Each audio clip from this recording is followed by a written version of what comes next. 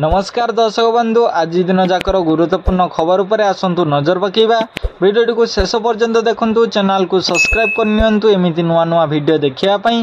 तेबे आसतु संपूर्ण खबर पर नजर पकेबा। सृष्टि हैला लघुचाप, आसंता काली भीषण वर्षा सह बिजुली घड़घड़ी 8 जिला को ऑरेंज वार्निंग जारी करिछि पाणीपाग केन्द्र। सृष्टि हैला लघुचाप, गांगेय पश्चिमबंग एवं संलग्न पार्श्ववर्ती अंचल लघुचाप क्षेत्र सृष्टि होइछि। यह प्रभाव में 12 तारिख पर्यंत भीषण वर्षा सह खूब जोर बेगर पवन बहिबा संभावना रही। गांगेय पश्चिमबंग एवं पार्श्ववर्ती उत्तर ओडिशा उपरे सक्रिय घूर्णिबलयर प्रभाव में लघुचाप क्षेत्र सृष्टि होइछि। या निकट में आउ एक घूर्णिबलय सक्रिय रही।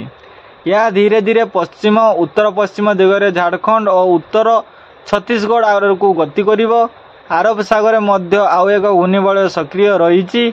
एसबू प्रभाव में राज्य में भीषण वर्षा संभावना रही।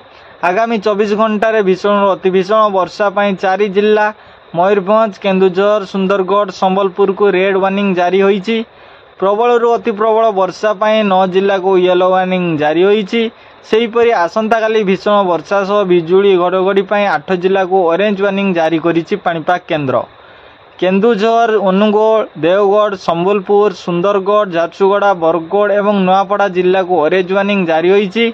परवर्ती खबर, हठात ब्राह्मणी नदी में बढ़िला जलस्तर, मझिरे रहीगले गाइयाल। ढेंकानाल जिला कामाक्षानगर ब्लॉक बुढ़ीबिली भयरपुर गाँ निकट में प्रभावित हेउथिबा ब्राह्मणी नदी में हठात जलस्तर बढ़ी जिबारु नदी आर पाखकु गाई मेंढा छेड़ी चरेबा को जाउथिबा गाइयाल रविवार अपराह्न नदी भितर फसी रही जाइछंती। सबुदिन भली रविवार मध्य भयरपुर गाँवर अक्षय सेठी बयस 55 गोरु चरेबा को जाइथिले। नदी आरपटरू फेरिला बेलू हठात नदीर जलस्तर बढ़ी जिबारु मझी नदी रे थिबा एक टापुरे फसी जाइथिले। 40 रु अधिक गाई एवं 80 रु अधिक छेड़ी मेंढा सहित से निजे फसी रहिछंती। लोके माने यह देखि परे अग्निशम बाहिनी को खबर देइथिले। खबर पाई कामाक्षानगर और भुवनरू अग्निशम बाहिनी आछि संध्या पर्यंत उद्धार कार्य जारी रखिछंती। एमिति लेटेस्ट वीडियो पाइबा पई आम चैनल को बे सब्सक्राइब करंतु, जहा फल रे आपण माने डेली नुआ नुआ वीडियो पाई परिबे।